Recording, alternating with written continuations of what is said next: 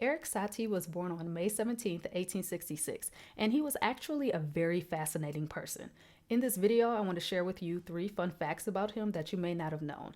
I'm Krystal Thomas, a classical concert pianist, and on this channel, I share information about piano, classical music in general. I also share performance tips and performances as well. So if you are interested in that type of content, be sure to subscribe to my channel and turn on the notification bell so that you know when I upload another video. In case you need a reminder, Erik Satie is the composer of the infamous Gymnopédies. Here's a snippet of Gymnopédie number 1.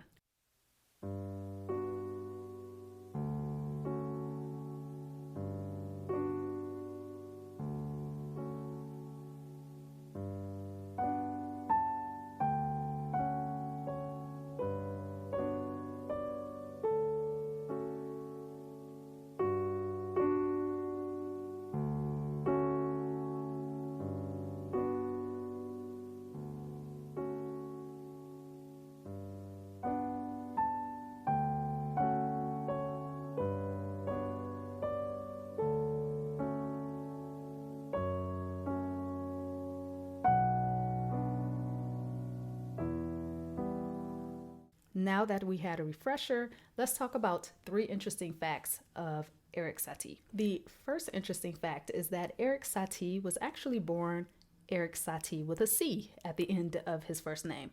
But around the year 1884 and later, he began to sign his compositions as Erik Satie with a K at the end of his first name. So because of his signature on these compositions as Erik with a K, we began to acknowledge him as Erik Satie, written with the K instead of a C. Interesting fact number 2 is that at the age of 13, Satie's family actually enrolled him in the Paris Conservatory in a piano class there. And he did not like the conservatory at all.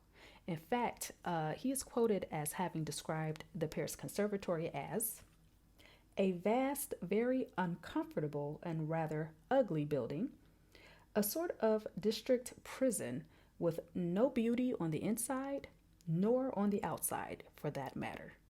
And unfortunately, the teachers at the Paris Conservatory were not fond of Satie either. They described him as being gifted but indolent and the laziest student at the conservatory. And eventually, he was actually expelled from the conservatory for underperforming. And even though a few years later he was readmitted into the conservatory, he was still viewed in a negative light. They described him as being worthless and not being able to sight read music properly. In thinking about all of these comments, right, these negative comments from the teachers and his experience there, it just has me thinking about what was going on during that time, because of course we view Satie as being such a huge composer in terms of his impact in the piano literature as well as music in general. And so perhaps him being a genius, maybe he was just bored, right? Maybe he needed an independent study or some special classes that could spark his interest and fuel his passion for composition and just inspire him to learn piano and to take his lessons seriously. And also thinking about him not being able to sight read properly, what strategies, what tips were offered to him to help him improve in that area? Just some questions that I have. But it is great to note that around the age of 40, Satie actually did go back to music school, to a different school, where he was finally able to excel and receive his diploma. Interesting fact number 3 is that Erik Satie had a great sense of humor. He was hilarious.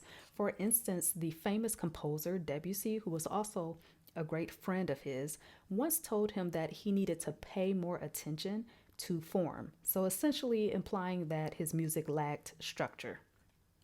And in response to this, Satie wrote a work titled 3 Pieces in the Shape of a Pear. And when Debussy saw this kind of weird title, he asked him why he titled his piece that. And he replied, "My dear friend, because you cannot criticize my pieces in the shape of a pear. If they are in the shape of a pear, they cannot be shapeless." Satie, Satie, Satie.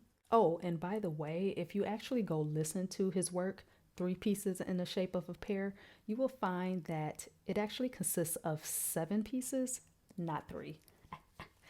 You did it again, Satie. You did it again.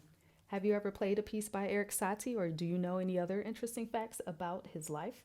Let me know in the comments section. Also, before I end the video, I did want to mention that several people have been asking if I offer private piano lessons, and I actually do. I have an online virtual piano studio. So if you or someone you know is interested in learning piano or advancing their studies, feel free to fill out the form in the description box below, and I'll be happy to share more information with you.